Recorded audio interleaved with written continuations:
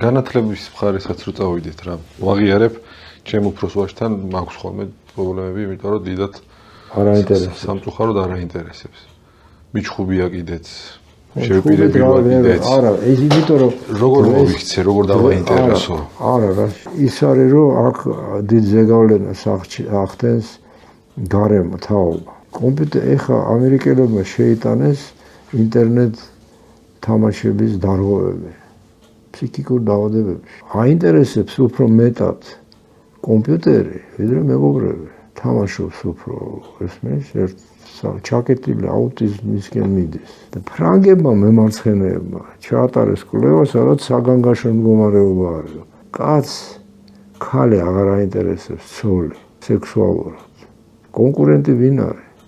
ინტერნეტ თამაშები და რა ვქო, პორნო. აღარ არის ამასთან არჩევა, მიდის დემოს უყურებს. პრაქტიკულად ყველაფრის ნახვა შესაძლებელია რა. ამერიკაში როგორც მითხრა კოლეგებმა, ახლა იქნება ისეთი კომპიუტერები გამოშვებული, რომ 2 საათზე მეც არ იმუშავებს. გაჩერდება. რა სიტყვის ბავშვი? ჩამირთე? არ ჩაირთო. მოჩა. ხო, იმიტომ რომ მშობელი მაინც ჩაურთავს რაღაცა. ხო, იმიტომ რომ კაპრიზულია. მინდა, არ მინდა. მე ბავშვი კუჩაში გამოდა, ეს მინდა, ეს არ მინდა. რატომ ჯი? განოს არ ყვე. აუტიზმი ახსენეთ, რამდენად შესაძლებელია ბავშვი დაიბადოს სპექტრის გარეშე, აუტისტური სპექტრის და ტელეფონთან დამოკიდებულებამ ჩამოუყალიბოს აუტიზმი? ხო, არ ვიცი ახლა როგორ ტელეფონი. თუ აუტიზმი არ ქონდა, აუტიზმი რა არის?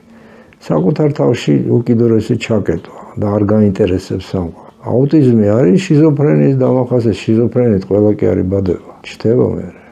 შესაძლებელია. შიზოფრენი დაავადებული პაციენტის გარკვეული ფორმების დროს არის თავის ჩაკეტილი, არ აინტერესებს არაფერი, ინდიფერენტულია ყველაფრისა. აქაც ნახე რას აქ არის fast food information. აი ცუდ საკვები რო ჭამა ეგ არის.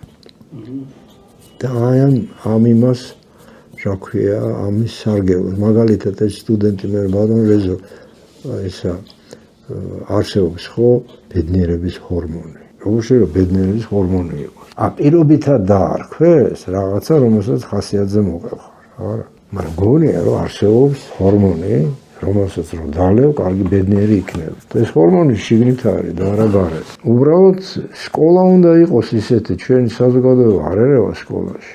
სკოლა მოქმედებს გარკვეული სტანდარტები. და წესით სპონტანური რას ნიშნავს? უნდა გამომდინარეობდეს ადგილობრივი მოთხოვნილებებიდან. ეს არის თავისუფლება, რომ ჩვენ მაგალითად მაგრამ ეს ძალიან ძნელი მისაღწევია. მით უმეტეს ჩვენ რეალობაში კიდევ უფრო ძნელია, როდესაც ყველა ადამიანი თulis რომ დღეს რო დასვა განათლების მინისტრად გაცილებით უკეთესად მართავს განათლებას, ვიდრე არსებობს. დარწმუნებულია. პრეზიდენტადაც. კი, უბრალოდ განათლებაზე ვსაუბრობდით და განათლებას. არა, რატო უნდა ბიჭო, რატო არ აკეთებენ ის რო ჩაკითხავ. არაფერი არ იცის. ეს არის განდიდება რა.